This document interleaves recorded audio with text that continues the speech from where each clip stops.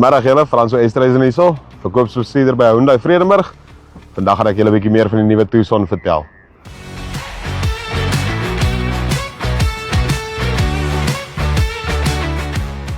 Also julle, dan is ons nou binnekant die Tucson. Weer eens soos ek voorheen genoem het, ek is 'n groterige ou. Ek is 'n ou wat hou van gerieflike sitplekke. Op die Tucson kan jy nie verkeerd gaan nie.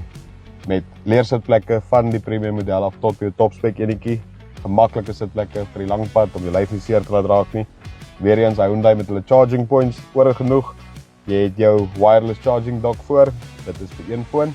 Jy het jou USB charging point en dan het jy weer eens 'n C-type charging point met jou 12 volt socket weer eens.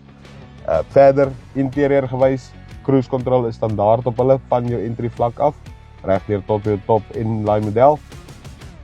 Radio kom uit met 'n Android Auto Apple CarPlay wat dit gerieflik maak, die screen mirroring van jou foon af. Jy kan alles wat jy op jou radio doen, kan jy van jou foon af ook doen.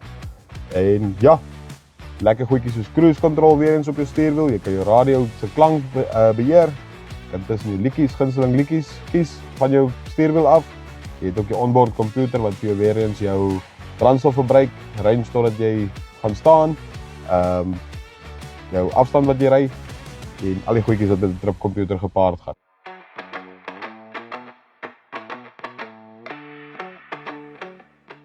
Nou as ons beweeg na die agterkant van die Tucson, selfde soos ons gewilde Santa Fe, beenspasie galore.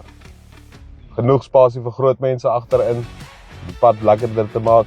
Weer eens 2 charging points wat jy agterop het, USB charging points.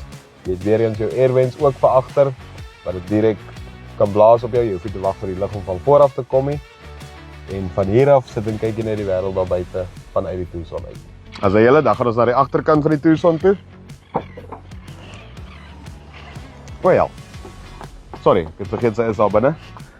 Soos julle gesien het, die spasie agter in die Tucson meer as groot genoeg. Wat ek ook by wou genoem het net terwyl ek aan die binnekant van die kar was, hulle kom standaard met ISOFIX uit by die agtersitplekke ook vir julle klein geliefde bondeltjies om veilig te wees. Op die boot self, weer eens soos julle kan sien, nog 'n 12 volt charging point vir jou matrassietjie wat jy kan oppomp as jy gaan kamp of enigiets wat jy wil gebruik daarvoor. Dit is die Tucson. Baie dankie julle.